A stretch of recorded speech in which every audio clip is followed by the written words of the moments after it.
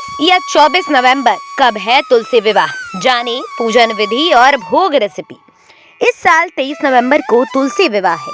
देव उठनी एकादशी के दिन तुलसी विवाह का विधान है। हिंदू धर्म में कार्तिक मास की एकादशी का बहुत ही महत्व है। इस एकादशी के दिन तुलसी विवाह किया जाता है। माना जाता है कि तुलसी विवाह करने से कन्यादान के बराबर फल प्राप्त होता है। पौराणिक कथा के अनुसार एक बार माता तुलसी ने भगवान विष्णु को नाराज होकर श्राप दे दिया था कि तुम काला पत्थर बन जाओगे। इसी श्राप से मुक्ति के लिए भगवान ने सालिग्राम पत्थर के रूप में अवतार लिया। सालिग्राम को भगवान विष्णु का अवतार माना जाता है और तुलसी को माँ लक्ष्मी का अवतार माना जाता है। एकादशी के दिन तुलसी विवाह किया जाता है। माना जाता है कि माँ तुलसी की पूजा करने से घर में सुख शांति बनी रहती है।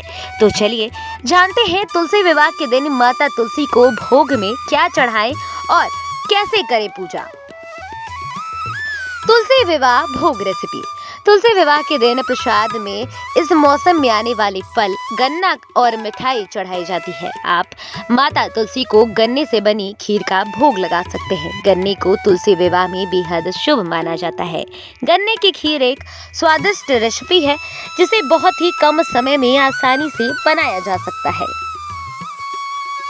सामग्री: गन्ने का रस, चावल या साबूदाना, इलायची, क्रश किए मुट्ठी भर सूखे मेवे, टुकड़ों में काटा हुआ। विधि: गन्ने की खीर बनाने के लिए सबसे पहले एक पैन में गन्ने का रस उबाल दें। फ्लेवर के लिए हरी इलायची डालें।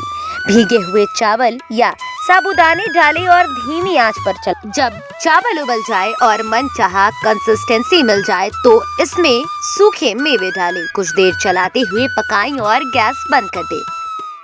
तुलसी विवाह पूजन विधि: देव उठनी एकादशी के दिन ब्रह्म मुहूर्त में उठकर स्नान आदि करें और व्रत का संकल्प लें। इसके बाद भगवान विष्णु की आराधना करें। एक चौकी पर तुलसी का पौधा और दूसरी चौकी पर सालिग्राम को स्थापित करें। इसके बाद बगल में एक जल भरा कलश रखें और इसके ऊपर आप आम के 5 पत्ते रखें। तुलसी के गमले में गेरू लगाएं और घी का दीपक जलाएं। फिर तुलसी और सालिग्राम पर गंगा जल का छिड़काव करें और रोली चंदन का टीका लगाएं। तुलसी के गमले में ही गन्ने से मंडप बनाएं। अब तुलसी को लाल चुनरी सिर में डालें। गमले को साड़ी लपेटकर उनका दुल्हन की तरह श्रृंगार करें। इसके बाद सालिग्राम को चौकी समेत हाथ में लेकर तुलसी के 7 बार परिक्रमा की जाती है। इसके बाद आरती करें।